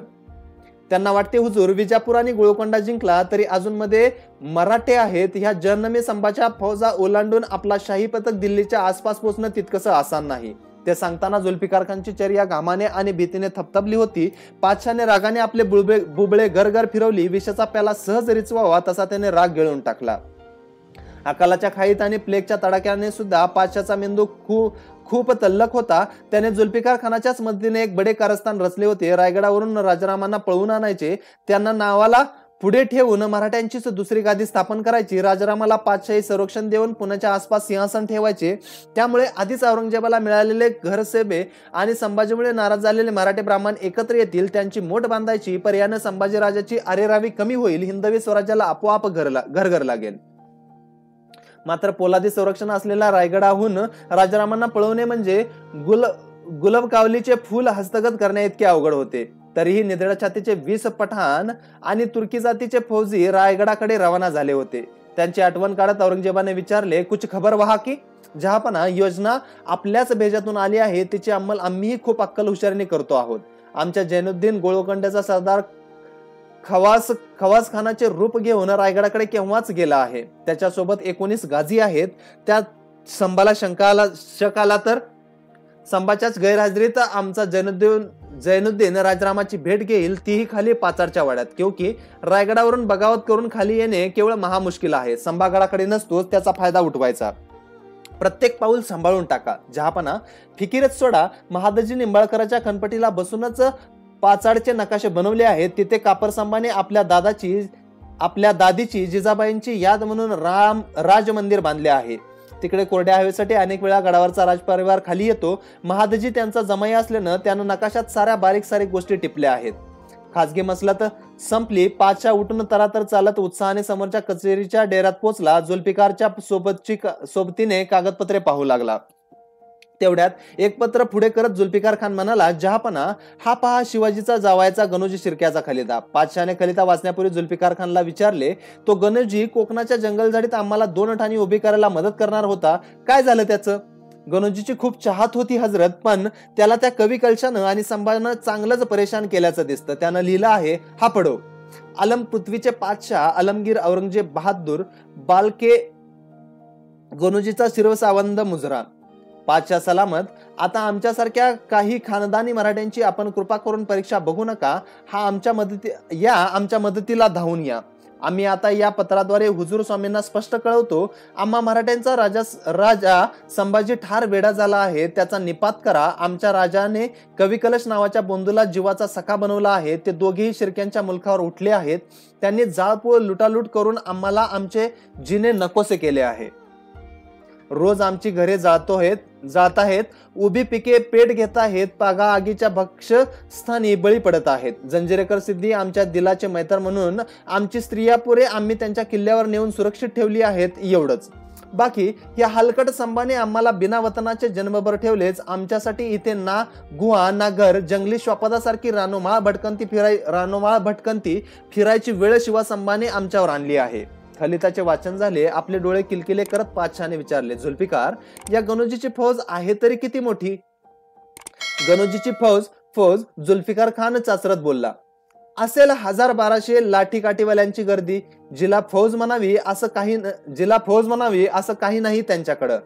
जुल्फिकार, या प्लेगच्या तडाख्यातून थोडे मोकळे झालो की आम्हाला संभाच्या मुलकाकडे कूच करायचं आहे. जी हुजूर. मात्र कुचाची नौबत वाजायच्या आधी बहादूरगडला पैगामदाडा शिवाच्या त्या दुसऱ्या जावयाला महादजी निंबाळकरला जत गावाजवळ भेटायला बोलवा. तुम्हाला वाटत नाही त्याला थोडीही ताकद देऊन पाहावे? जहापना, हा जुल्फिकार खान, एखाद्याच्या अंगणात पेटवलेली आग खूप जल्दी बुजते, पण उंबरट्याच्या आतच पेटवून दिलेल्या आगीमध्ये मोठी ताकद असते. मोठ्या मोठ्या मेहलमाड्या सुद्धा त्यात जळून खाक होतात. पाचच्या सदरेवर असतानाच आतून खोजे आणि खिदमतगार धावत बाहेर आले. भीतीने गांगरलेल्या सेवकांचे चेहरे बघताच पाचशा गांगरला. तात्काळ उठून जल्दीने खाजीकडे चालता झाला.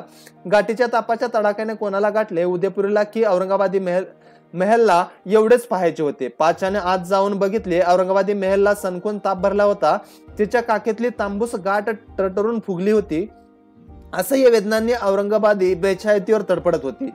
जुल्फिकारने सर हकीमला लगेचच पैगाम धाडला, परंतु बराच वेळ झाला तरी सर हकीम येईना. तेव्हा फौलाद खानाने खाली मान घालत सांगितले, हुजूर, काल रात्री सर हकीम ह्या जालिम रोगाने अल्लाला प्यारे झाले.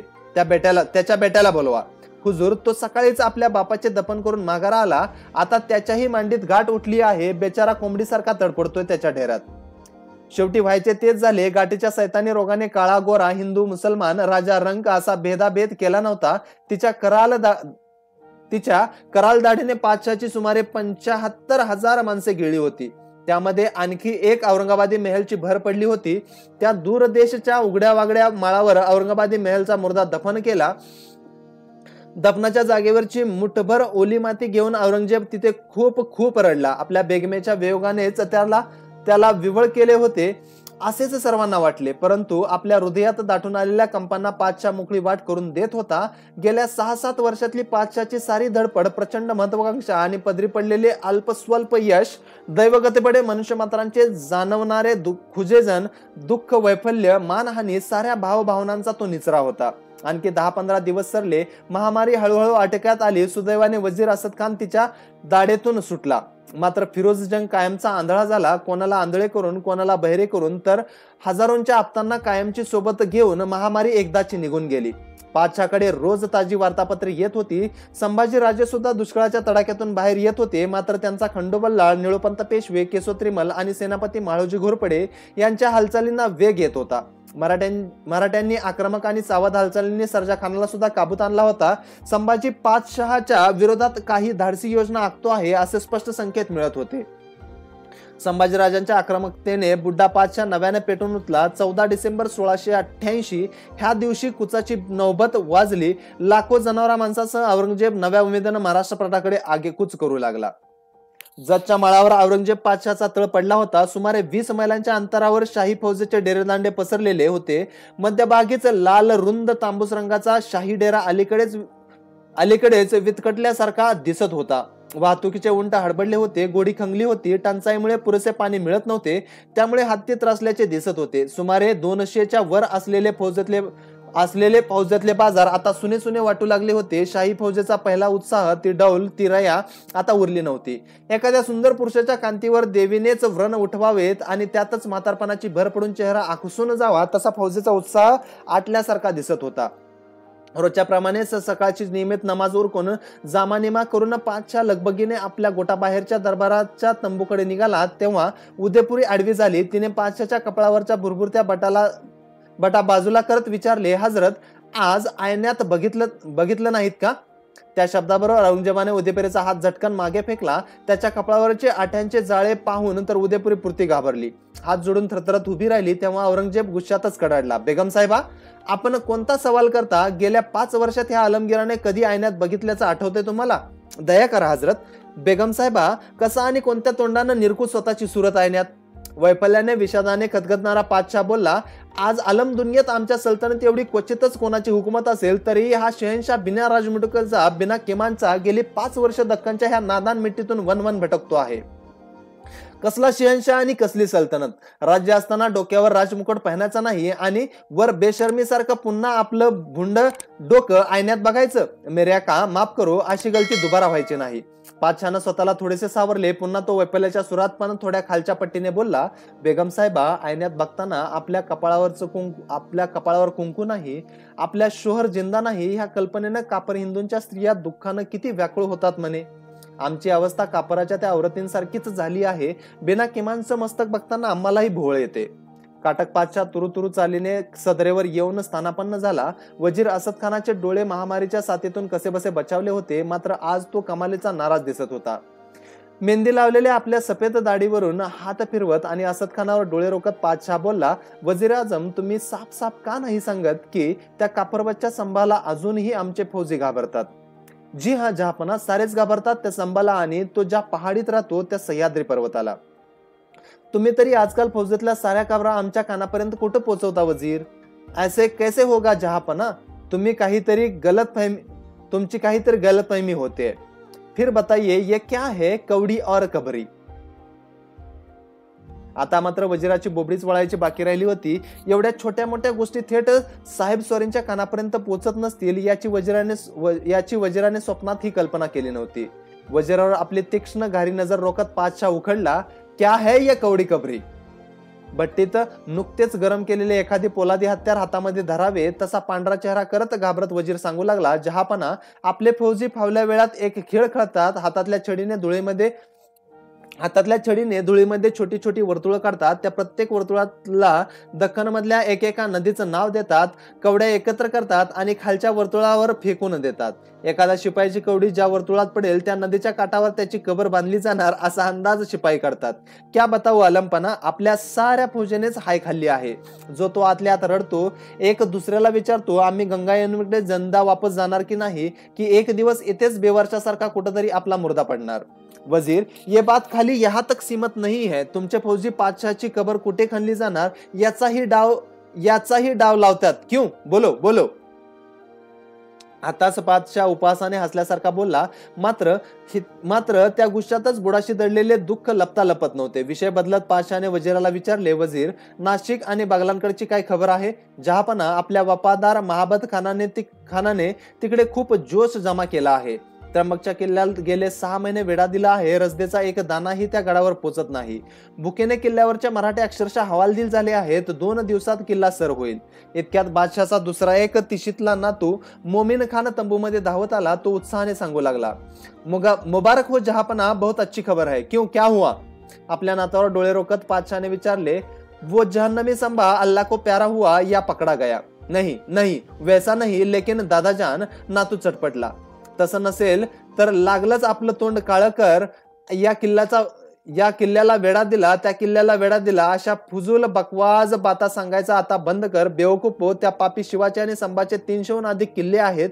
तुमच्या या फुजूल बाता ऐकता ऐकता जिंदगी संपत आली रे शैतानांनो. मोमीन खान आल्या पावली जवळजवळ पळूनच गेला. वैतागलेला पातशाह वजीरावर उखडला. 5 लाखांची फौज आणि गेली 8-9 वर्ष आमच्या तैमूरच्या वंशात बाबर झाले. अकबर, जहांगीर, शहाजहान एवढे अल्ला घरचे शिपाई होऊन गेले. 100-200 वर्ष आम्ही हिंदुस्थानावर राज्य केले, पण अशी जालिम 8-9 वर्षांची मोहीम बघितली होती कोणी? पातशाह सलामत, थोडं सबुरीने घ्या, अजीजीनं असद खान बोलला. वजीर, आपको मालूम नाही, आमचं सारं लष्कर पागल व्हायचं बाकी राहिलं आहे. गेली 8 वर्ष आमच्या सैनिकांना गरम कान बाल बच्चे कुछ भी मालूम नाही. लष्करांना वाटेत भेटेल तेवढ्या बाया बाजार बसव्या पार नासवून टाकल्या. अनेक जणी मेल्या. कैक फौजींनी आज असाध्य रोगानं पछाडलं आहे. रात्रीच्या आडुशात पुरुषावरच पुरुष अत्याचार करतात. इथला हा सैतानी पाऊस, ही महामारी आणि अकाल यामुळे फौज जर्जर झाली आहे. त्यांचे मनोबल खचले आहे. वेळेत ही हालत आवरली नाही तर संतापलेले सैनिक एक दिवस या पातशाहलाच उचलतील आणि कवडी कबरीच्या खेळासारखं जितेपणीच मला कबरीत गाडतील. नहीं आलमपना, आप तो जिंदा पीर है. वजीर, इकडे होणारा देरच बगावतीला न्योता देतो आहे, हे बिलकुल विसरू नका. म्हणूनच या जालिम मोहिमेच्या विळख्यातून आजादी मिळवूया. ढूंढ लो इस बीमारी पर कुछ अच्छा खासा दवा ढूंढ लो. अल्लाने पातशाहला चांगलेच पैसा टाकले होते. त्याच्या फौजेत खूप कुरबुरी वाढल्या होत्या. असद खान आपल्या शहनशाहशी पूर्वी खूप अदबीने बोलायचा, पण परिस्थितीने तोही पुरता गांजून गेला होता. आपल्या फौजेची गाऱ्हाणी मांडत होता. मेरे आका, यापुढे अधिक महिने फौजेला थोपवून धरणं अवघड आहे. आपण हरियुक्तीनं त्या संभाला सह्याद्री पर्वतातून बाहेर काढू. तेही सारे प्रयत्न वाया गेले. संभा बाहेर येत नाहीच, पण तिकडे आत पर्वतरांगात आपली फौज ठाणी उघडून द्यायलाही कोणी धाजावत नाही. तो गणोजी सिर्को सुद्धा डरपोक निघाला. किलबाई आलम, किती बदकिस्मती म्हणायची ही वजीर आजम. आज काही वर्षांपासून या शिवाजी मरगटांचे 2 जमाई आमच्या गोटात आहेत. तिसराही आम्हाला चाहतो. त्याचे 10-12 बडे सरदार इकडे पळून आले, तरी त्याचा लोंडा संभा आंबाला आवरत नाही. काय चाललं आहे हे? पातशाह कडाडला. कुछ भी करो, साम दाम दंडभेद असं काहीही करा, शस्त्र कोणतंही वापरा, मात्र शिकार हासिल व्हायलाच हवी. दंडभेद नीतीच्या गोष्टी करता करता पातशाहला एकदम आठवले, जुल्फिकार काय झालं त्या खवास खानाचं? जहापना, तो पाचाड जवळ पोहोचलाय. आगे की बात कर कमबाक. एकाएकी पातशाहचे डोळे चमकले. संभा सोडा, निदान तो राजाराम तरी हातात येऊ दे. तो छोरा मुठीत आला की त्याच्या मदतीनं मरगट्यांचं दुसरं सिंहासन स्थापन करू आणि आम्हावर गुरगुरणाऱ्या त्या संभाचं तरी माज उतरू. 2च दिवसात बहादूरगडून महादजी निंबाळकर आणि पन्हाळ्याच्या मुलकातून गणोजी शिर्के येऊन भेटणार होते नव्हे. त्यांनी तात्काळ भेटीचे आवतन पातशहांनीच दिले होते. पातशाह आपल्या निकडच्या सहकाऱ्यांना अलीकडे सारखा सांगत होता, रामशेरच्या किल्ल्यानेच आम्हाला सबक शिकवला. ह्या मरगट्यांच्या नादान महाराष्ट्र तोफांच्या गोळ्यांपुढे झुकणार नाही. फंद फितुरीच्या छुप्या कटारीनं मात्र त्यांच्या पाठीचे मणके सहज ढिले करता येतात. पातशाहची पुन्हा जागरणे सुरू झाली. महाराष्ट्र पठारावरील अनेक मोठ्या सरंजामदारांना, वतनदारांना तो खलते लिहित होता. त्यांना लुभावत होता, मानी मराठ्यांनो, आमच्याकडे या, तुमचा मानपान ठेवू. आमची मुघलांची सल्तनत काय परकी आहे काय?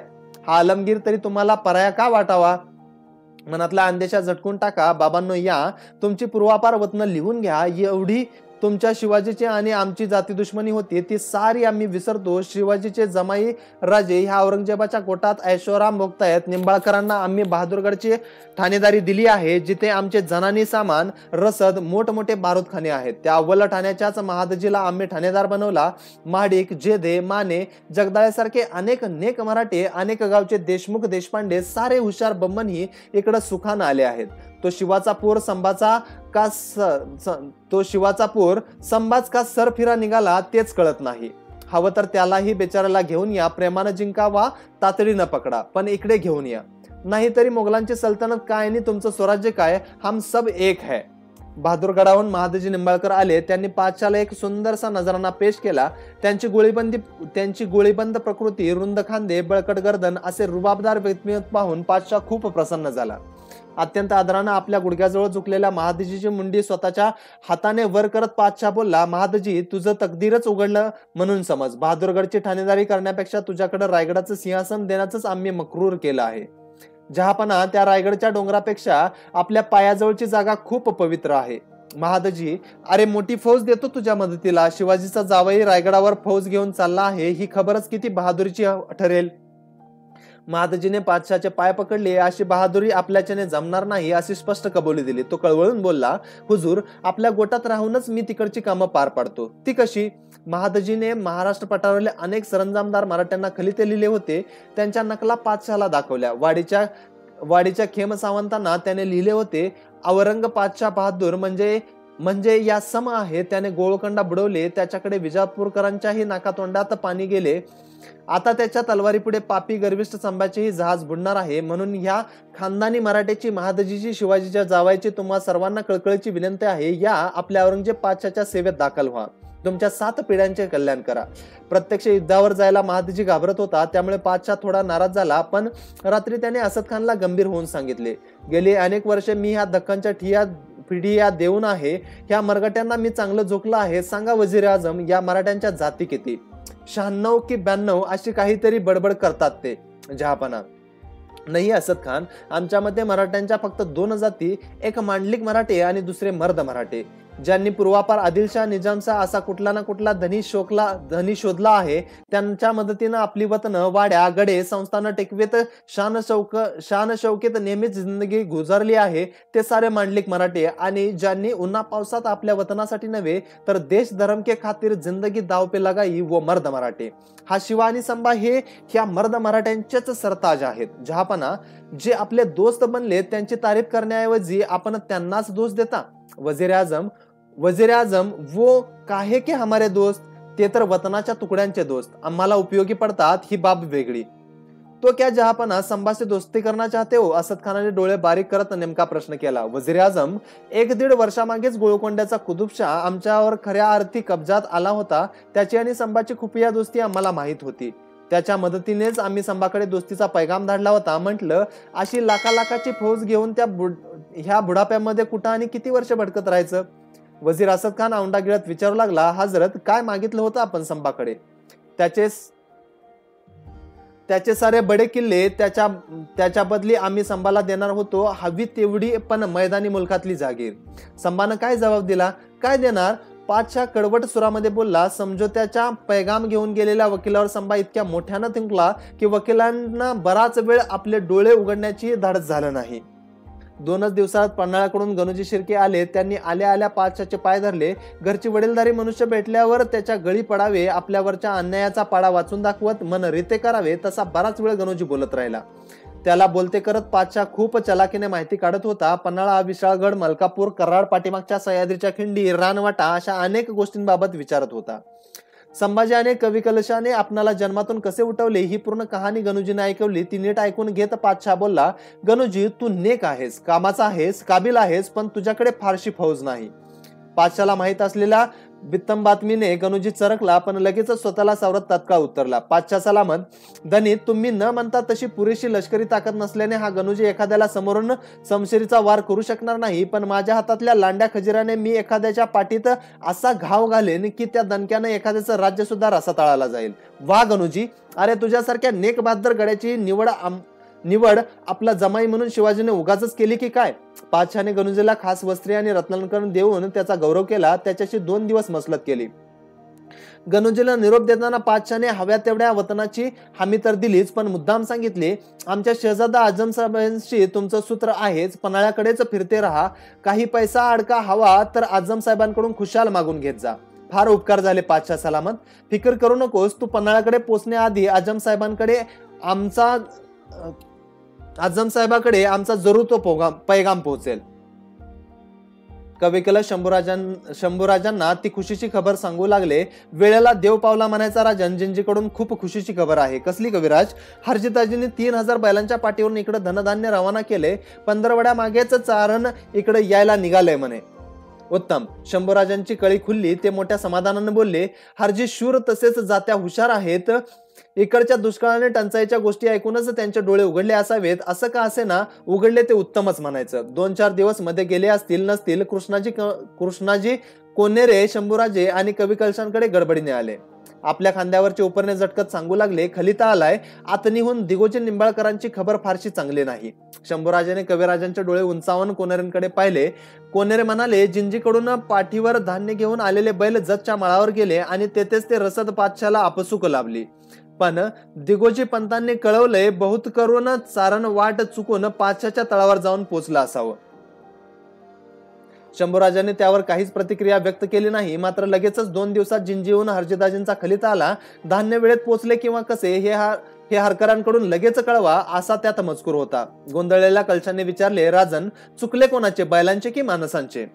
त्यावर खिन्नपणे हसत शंभूराजांनी उलटा प्रश्न केला, कविराज, 3000 बैलांबरोबर किती बैल हाके असतील? किमान 60-70. हरजींचीच नव्हे, अलबत. मग त्याचा दोष 4 पायांच्या मुक्या बैलांना कशा पायी द्यायचा?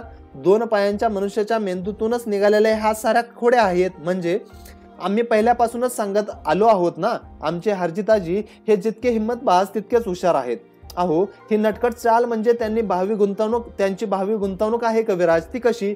इकडे आमच्यासाठी चारण पाठवल्याचा भासवायचं आणि त्याच वेळी जाणून बुजून रसद औरंगजेबाकडे पाठवायची. उद्या आम्हावर दुर्दैव ओढवून समजा पाचचा विजय ठरला तर त्याच्या पुढे दंडक स्नान घालत जायला ते तयार. सांगायला मोकळे, पहिल्यापासून आम्ही पाचशाही सेवकच होतो, नाईलाजानं मेव्हण्यांकडे थांबलो होतो. आपल्या इमानदारीचा पुरावा म्हणून ही बैल तेव्हा त्यांना उपयोगी पडतील. जुल्फिकार जेव्हा सकाळी सकाळी औरंगजेबाच्या डोळ्यासमोर उभा राहिला तेव्हा त्याच्या मुखाकडे पातशाने पाहिले, मात्र औरंगजेबाचे काळीजच चरकले. त्याच्या मावस भावाचा काळा टिकर चेहराचा फसगतीची इतकी मोठी साक्ष देत होता की पुढे काही विचाराची ताकदच जणू पातशाच्या जिभेमध्ये उरली नव्हती. गायावाया करून सुरात जुल्फिकार बोलला, रहम करो जहापना, ही बुरी खबर देताना माझी जीभ उचलली नाही, पण आमच्या जैनुद्दीन आणि साथीदारांना खूप कोशिश केली. पाचडच्या राजमंदिरात राजारामांनी त्यांना खाण्यासाठी बोलवलं होतं. त्या रात्री तो राजा लगेचच गिरफ्तार होणार होता, पण तोवर संभाची ती औरत येसुबाई तिथे येऊन पोचली. तिनं आमच्या बहादुरांच्या चोरट्या नजरातलं लवलव तात्काळ हिरली आणि तिने गनिम गनिम असा शोर सुरू केला. मग काय, मरगट्यांनी आपले सारे साथी कापून काढले, उरले फक्त 2. त्या दोघांना वर गडावर नेऊन कैदेत ठेवलं आहे. पातशाने काहीच मत प्रदर्शन केले नाही. खिन्नपणे तो लालबारीतल्या दरबाराच्या डेऱ्यात जाऊन बसला. त्यांनी निमूटपणे नित्याचं काम चालू ठेवले. त्याच दिवशी दुपारी मनसूर खानाचे 1000 स्वारांचे पथक जतच्या माळावर धावत आले. त्यांनी आपल्याबरोबर काही महत्वाचे कैदी आणल्याचे पातशाला समजले. औरंगजेबाने त्यांना लगेचच आत बोलवले. पातशाच्या डोळ्यासमोर गोसाव्याच्या पेहरावातले दंडाबेड्या घातलेले 8 जण धट्टेकड्डे, बेदरकार आणि खुनशी नजरेचे नौजवान उभे होते. त्यांचे काळपट क्रूर चेहरे आणि लाल लाल डोळे बघवत नव्हते. मनसूर खान, कौन है ये लोग? जहापना, कालच आत्मीच्या एका हिंदूच्या महादेवाच्या देवळात सापडल्या ह्या अवलादी, हे संभाचे आदमी आहेत. 8? नाही हजरत, आणखी 4-5 होते. आपल्या सुभेदारानं रात्री त्यांच्यावर झडप घातली तेव्हा अंधारातून बाकीचे पळून गेले. वरून लिब्बास गोसाव्यांचा, फकीरांचा आहे, पण पेशाने फौजी आहेत. एकेकांच्या अंगामध्ये 10-10 जणांची ताकद आहे. पातशाने कवडीची माळ आपल्या छातीशी धरत विचारले, और इन लोगों का मकसद? मनसूर खान गोंधळला. त्याने इतर उपस्थितांकडे नजर टाकली, तसे पातशाने बाकी सर्वांना नजरेचा इशारा केला. खोजे, सेवक, मेहमान सारे बाहेर निघून गेले. त्या 8 जणांकडे औरंगजेबाने एक बारीक कटाक्ष टाकला. लगेचच मनसूर खानाला विचारले, या लोकांचा मकसद? आपकी मौत जहापना. हे बोलताना खानाने शर्मेने खाली मान घातली. मनसूर खानाने मराठ्यांच्या त्या टोळीला आधीच खरपूस मार दिला होता. त्या जीवांच्या अंगावर जखमांचे अनेक व्रण होते, पण डोळे जागृत त्यांच्याविषयी पातशाहाने खोलात माहिती विचारली. मराठ्यांच्या फौजेत त्यांचा दर्जा काय होता? सरदार, सुभेदार? नाही हुजूर, साधे शिपाई फौजी, पण त्यांच्या दर्जापेक्षा त्यांचा मकसद, ध्येय खूप खतरनाक होता. आपल्याला मध्येच कुठेतरी गाठून कत्ल करायच्याच इराद्याने ते इकडे येऊन पोहोचले होते. औरंगजेबाने हे संकट विषाच्या आणखी एका घोटासारखे पचवले. स्वतःला काबूत ठेवत त्याने त्यातल्या एका फौजी गोसाव्याला सवाल केला. क्यू जवामर्द, संभाचा तुम्हाला काय हुकम होता? क्षणाचाही विलंब न लावता तो तर्णाबाण पूर गरजला. राजांनी आम्हाला इतकंच सांगितलं होतं, औरंगे, आमच्या देश, धर्म आणि देवावरचं संकट आहे. त्याला जिथं आणि जसा पकडाल तिथं आणि तसाच फासटून मारा. औरंगजेब मंदसा हसत मनसूर खानला विचारू लागला, अतनीच्या देवळातले संभाचे आणखी दोस्त पळून गेलेत काय? नाही नाही जहापना, इतनाही नाही. खाकरत घसा साफ करत मनसूर बोलला, आपल्या जीवावर उदार होऊन तुमचा इंतकाम घ्यायला आलेल्या अशा अजून 10-12 टोळ्या जत, अतनी, पंढरपूर, मंगळवेढा ह्या टापूतून फिरताहेत. मनसूर खानाचे ते इशाऱ्याचे शेवटचे वाक्य पातशाच्या काळजावर तापती सळई फिरवून गेले. प्रयत्न करूनही त्याला आपल्या चेहऱ्यावरच्या भीतीची रेषा लपवता आल्या नाहीत. तो संतापून बोलला, जेव्हा तो बदमाश हंबीरराव मेला तेव्हा वाटलं होतं संभा वाकला असेल. जेव्हा कापरांना अंग देणारी कुतुबशाही आणि आदिलशाही संपली होती तेव्हा वाटलं होतं आता मात्र हा संभा मोडला असेल. लेकिन पातशाचे बोल अर्धवटच राहिले.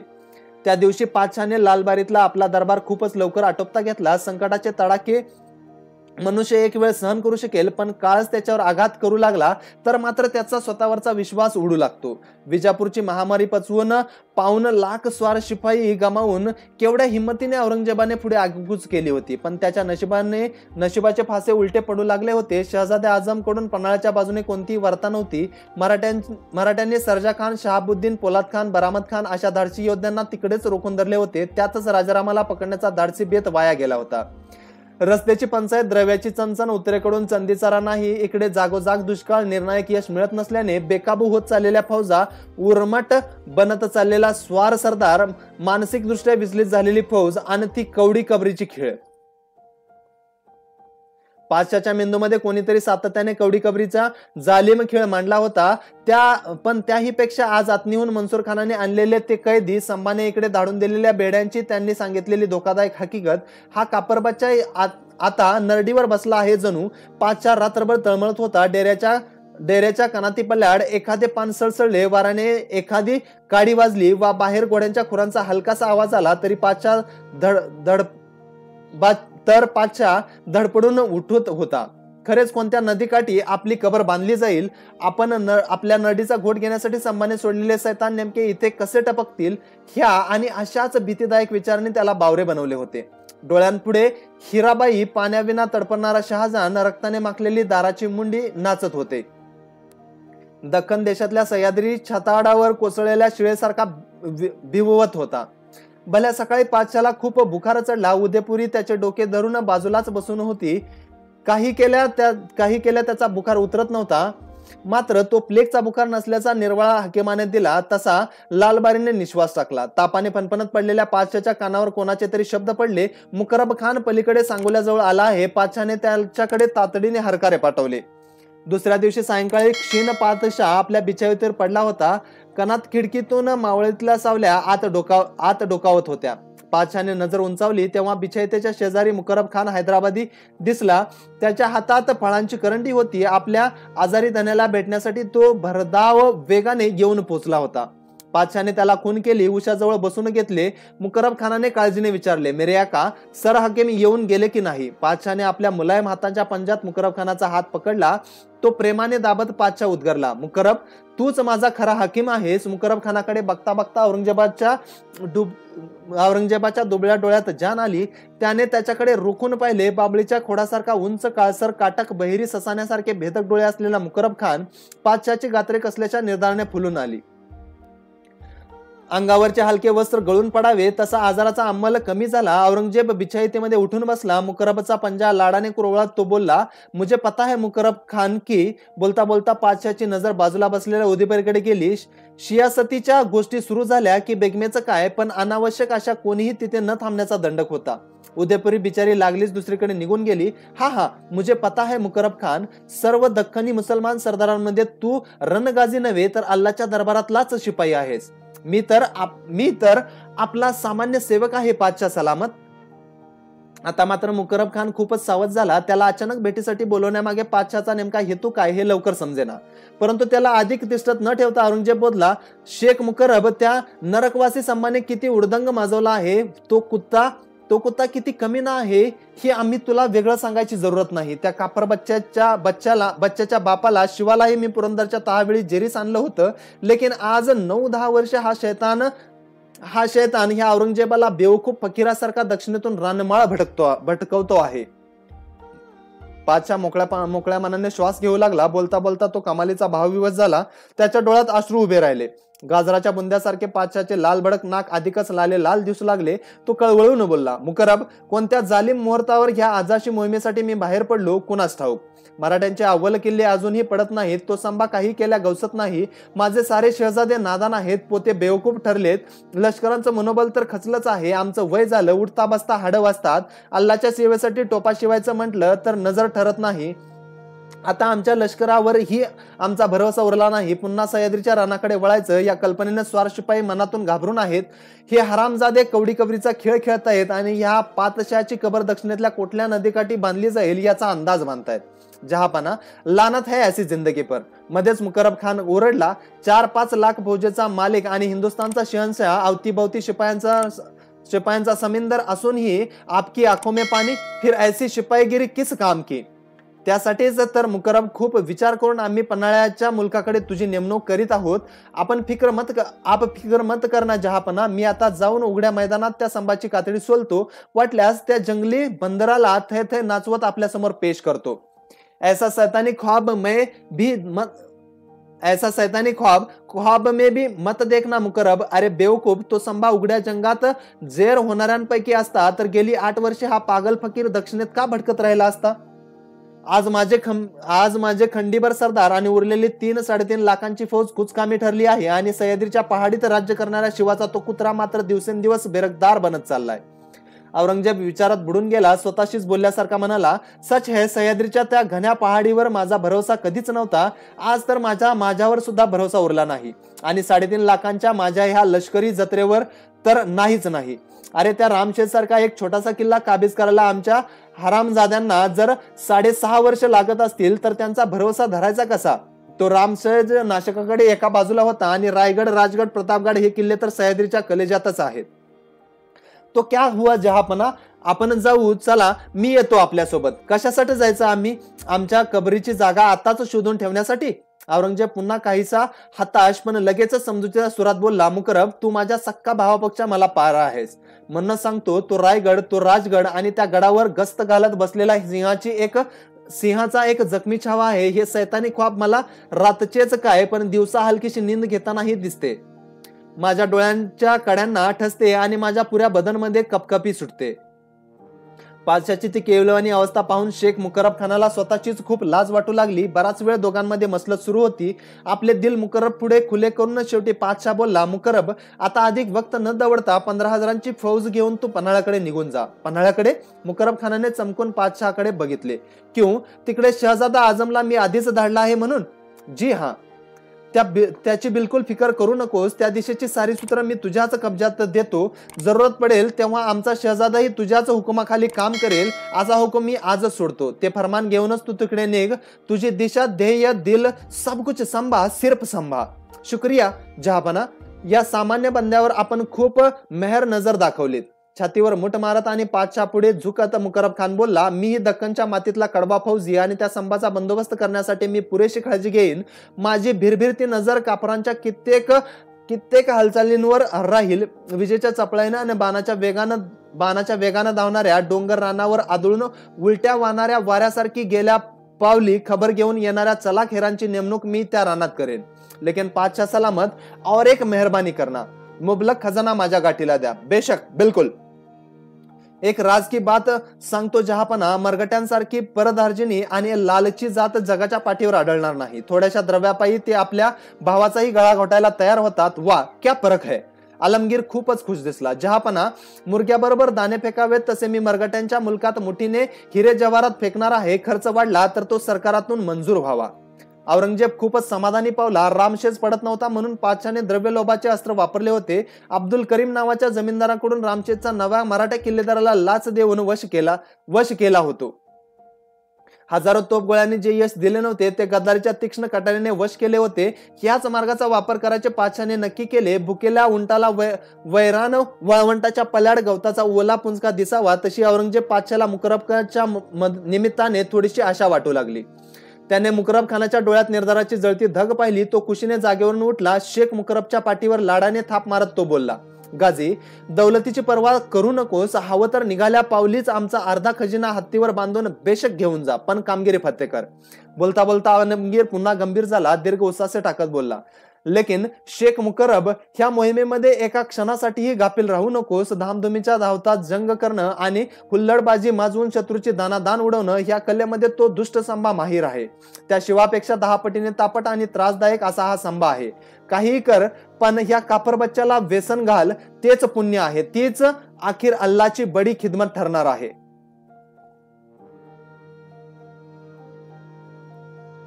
त्या भीषण शोकांतिकेचे जेव्हा शंभूराजांना आजच्या भागात इतकं. चला तर मग भेटूयात पुढच्या भागात. जर तुम्ही या अगोदरचा भाग मिस केले असतील किंवा ऐकले नसतील तर त्याची जी लिंक आहे ती मी खाली डिस्क्रिप्शन बॉक्समध्ये देतोय. तिथं जाऊन ते तुम्ही नक्की ऐकू शकताय. आणि जर पुढचे येणारे भाग आपल्याला मिस करायचे नसतील किंवा आमचा उत्साह जर तुम्हाला वाढवायचा असेल आणि हे जे आपण ऑडिओ बुक्स देतो हे जर तुम्हाला आवडत असतील तर प्लीज आपला जो चॅनल आहे त्या चॅनलला सबस्क्राईब करा आणि त्याच्या बाजूचं जे बेल आयकॉन आहे ते प्रेस करा, जेणेकरून इथून पुढे येणारे सगळे जे भाग आहेत त्याचं नोटिफिकेशन आपल्याला सगळ्यात अगोदर मिळेल. धन्यवाद. Appreciate our efforts by subscribing to our channel. Thank you.